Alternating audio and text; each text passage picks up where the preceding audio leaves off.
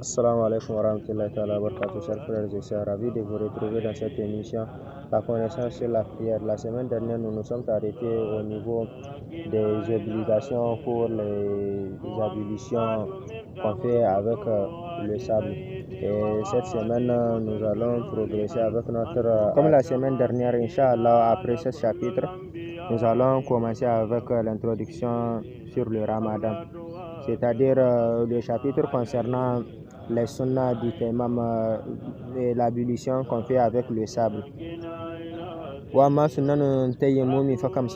Et les sunnas pour l'ablution qu'on fait avec le sable, ils sont au nombre de 5. Et nous rappelons pour dire que si on dit sunna, c'est-à-dire les conseils du prophète Mohammed sallallahu alayhi wa sallam, c'est qu'il nous a dit de faire pour que notre fait soit bonne.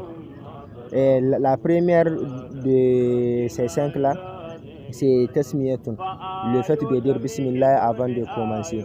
Wadarbatu saniyatun, et le fait de poser sa main pour une deuxième fois sur le sol. On avait dit dans les obligations que le fait de poser ses mains sur le sol la première fois fait partie des obligations. La deuxième fois, là, c'est la sunna, c'est celui que le prophète nous a conseillé de faire. Et au niveau du frottage des mains, si on frotte doucement ses mains avec le sable, le fait de commencer avec la main droite avant d'aller à la main gauche. Et le fait que les faits et ces conseils que le prophète nous a dit de faire, et le fait de les succéder, commencer avec la main, c'est-à-dire en première position commencer du poignet jusqu'au doigt, en deuxième position le visage, et en troisième position la main jusqu'au coude. C'est ça la succession que demande notre prophète. Et le fait de retoucher partie par partie les différents doigts. Ce sont ces 5 pratiques, les conseils que le prophète Mohammed sallallahu alayhi wa sallam nous a donnés pour l'ablution qu'on fait avec le sable, c'est-à-dire le tayammum. La semaine prochaine, nous allons voir les obligations pour la grande ablution. La grande ablution qu'on en parle dès le début. Demain, on va voir. Et la semaine prochaine, dimanche, nous allons rentrer dans le chapitre concernant les obligations de la grande ablution. Et juste après ça, l'introduction sur le Ramadan. وملكا من قرر سرت جيلما عليه صلاة الله ثم سلامه صلاة تركنا إلى ذكر والله فمن رام ترك باستياق نبينا فقد رام أمرا مستحيلا محرما كمن رام ملك البدر يوما بأصبه ومن رام أود الأمس يوم. يا رمضان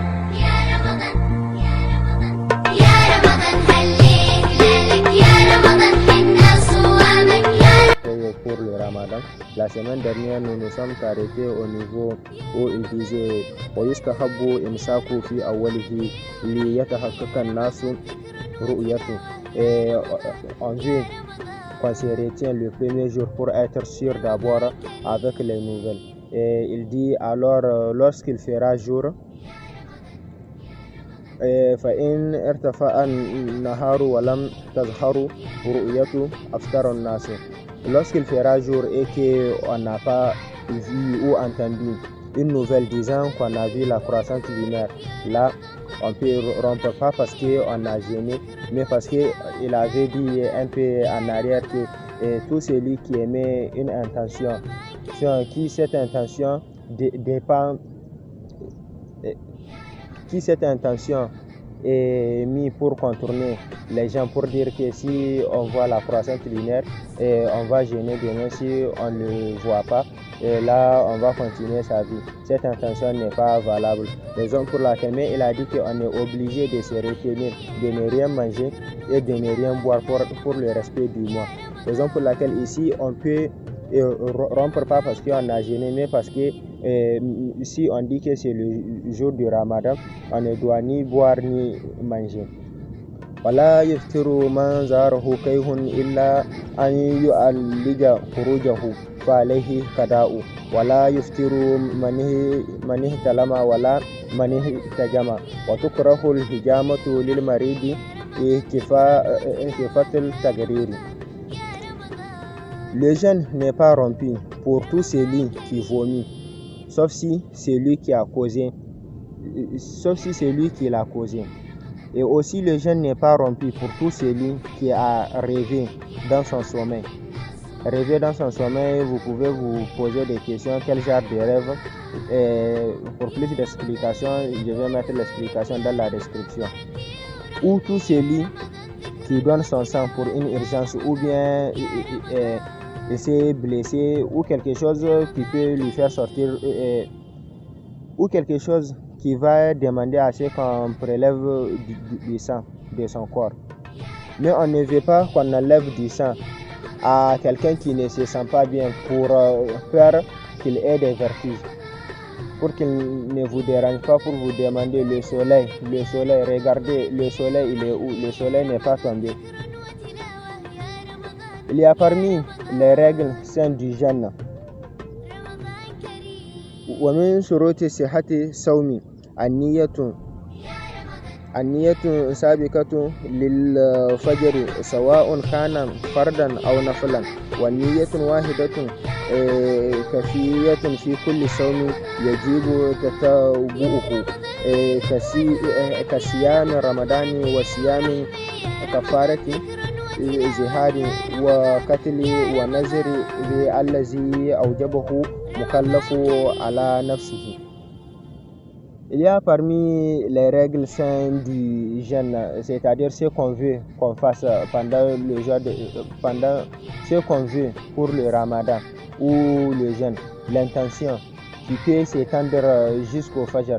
Si tu t'es rappelé que vraiment toute la nuit tu n'as pas mis l'intention pour prendre le jeûne du mois de Ramadan ou un nafila du jeûne que tu veux faire, on peut le rattraper à tout moment de la nuit avant le fajr, car après le fajr ce n'est plus valide et on est obligé de se retenir contre les boissons et nourriture pour le respect du mois, comme nous l'avons dit la semaine dernière. Cette intention est aussi valable pour le mois de Ramadan que pour les jeûnes de nafila. Et une seule intention est suffisante pour finir tout jeûne qui doivent obligatoirement se succéder, comme le jeûne du mois de Ramadan, la recherche du pardon de Dieu, c'est-à-dire le kafara de celui qui a regardé une partie du corps de sa femme et dit que c'est comme celui de sa mère.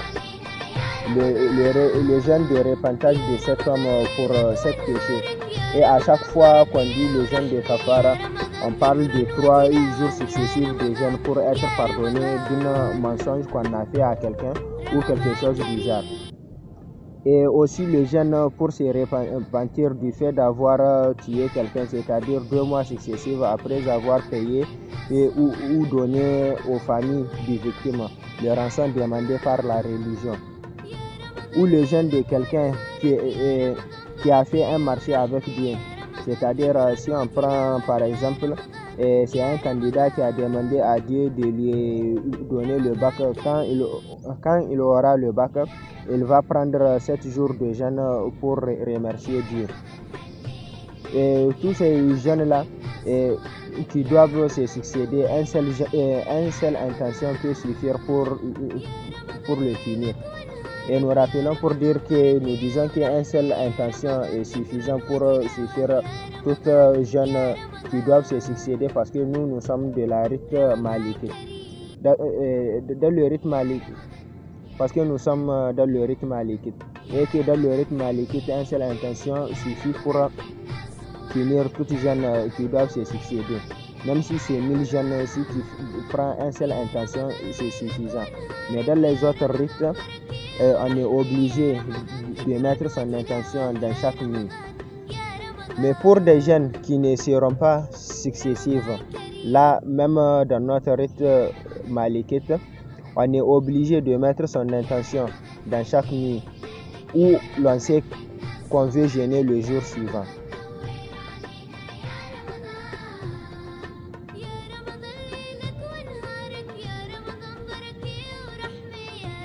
nous allons nous arrêter ici pour cette semaine. À la semaine prochaine pour voir qui doivent obligatoirement jeûner, sur qui le jeûne est une obligation et ce qui suit.